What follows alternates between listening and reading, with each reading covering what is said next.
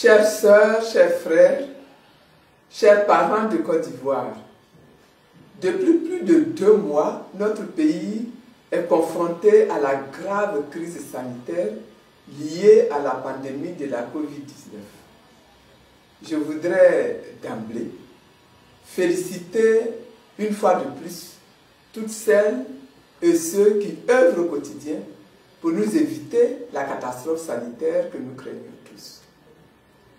Notre reconnaissance et nos remerciements au corps médical, médecins, infirmiers, infirmières, pharmaciens, laborantins, etc., sont éternels. Même sous-équipés, même scientifiquement impréparés, même sous-protégés, ils s'acharnent à surmonter les peurs intérieures, les risques de contamination personnelle, pour recevoir les malades, les soigner et les guérir. Soyez bénis. Que le Seigneur n'oublie aucun de vos bienfaits. Je salue également le gouvernement et toutes les forces vives de la nation, dont les directives sont le socle de notre résistance à cette pandémie. En conjuguant nos efforts, nous avons montré que cette pandémie-là n'est pas une fatalité. C'est cependant, encore une fois, l'occasion pour moi de vous rappeler à tous la nécessité de continuer, malgré les récentes mesures d'allègement, continuer à respecter scrupuleusement les mesures barrières. Il ne faut surtout pas baisser la garde, pas baisser le bras. Le monstre n'a pas encore disparu de notre terre. Il est encore là, tapi dans nos cités et prêt à tuer. Ne faisons donc preuve d'aucune négligence, ni de désinvolture, ni de triomphalisme inadéquat. Donnons-nous le défi, par notre discipline et notre esprit de sacrifice, d'éradiquer cette maladie-là chez nous. L'État, de son côté, continue et doit continuer d'assumer sans relâche ses propres responsabilités, c'est-à-dire se doter de moyens de détection des personnes contaminées, afin de pouvoir très tôt les prendre en charge, systématiser la prise en charge efficace des malades, assurer la protection de tout le personnel médical, et distribuer gratuitement à toute la population les millions de masques dont on nous a annoncé l'arrivée. Dans la grande mobilisation générale contre la Covid-19, il s'est développé un élan de solidarité nationale auquel je voudrais encore humblement m'associer. J'ai donc décidé, avec le soutien de plusieurs Ivoiriens très sincèrement concernés, de faire des dons en nature aux populations civiles et à quelques structures sanitaires de la place. Il s'agit de 15 500 bavettes chirurgicales, 10 000 masques ordinaires, 370 masques FFP1 et 2, 100 combinaisons de protection, 1000 charlottes de protection, 100 surchaussures, 56 kits de lavage des mains, des lingettes mains, des thermomètres infrarouges à pistolet, des draps de consultation microfibre, des poubelles à pédales, des gels hydroalcooliques. Tous ces dons seront répartis entre l'hôpital militaire d'Abidjan, à Achma, l'hôpital Feu-Boigny d'Abobo, le dispensaire d'Anokwakoute, la chefferie d'Anouno, l'hôpital de Grand Bassam, l'hôpital de Bonois, les dispensaires de Mossou, Vitreux 1, Vitreux 2 et Bras, et les populations civiles de ces 6 dernières localités. Chères sœurs, chers frères, chers parents de Côte d'Ivoire, le présent moment de solidarité est aussi une occasion pour moi de partager avec vous 2 de mes convictions.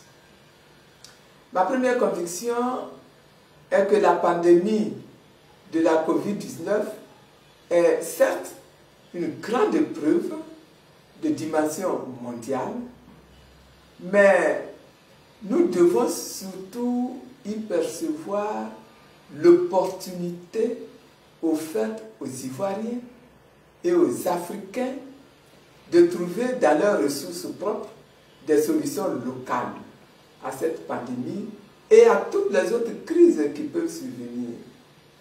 De la sorte, nous, peuple d'Afrique, nous apporterons une réponse puissante et triomphante à ce défi mondial. C'est le lieu de saluer avec force les trouvailles des chercheurs africains qui tentent d'apporter des solutions à la crise. Je tiens à dire ma fierté et mon admiration aux chercheurs ivoiriens qui ont déjà des propositions de solutions sorties de leur laboratoire. Je salue le docteur Jérôme Mouyangui, dont les recherches sur la plante Artemisia ont permis à l'Institut malgache de recherche appliquée de créer le Covid organique, qui est aujourd'hui la pierre angulaire de la lutte contre la Covid-19 à Madagascar. Je pense aussi au professeur béninois Agon Valentin, inventeur de l'apivirine, aujourd'hui proposé comme remède également contre le coronavirus. Ces pistes de solutions africaines suscitent des débats parfois passionnés, mais cela est très positif. Elles sont à relever et à encourager, car elles sont un signe visible de la qualité et de la vitalité des ressources endogènes en Afrique. Nous devons féliciter et encourager nos chercheurs et leur recommander d'être irréprochables dans leur démarche scientifique. Ils sont scientifiquement aussi bien formés que n'importe quel autre chercheur dans le monde.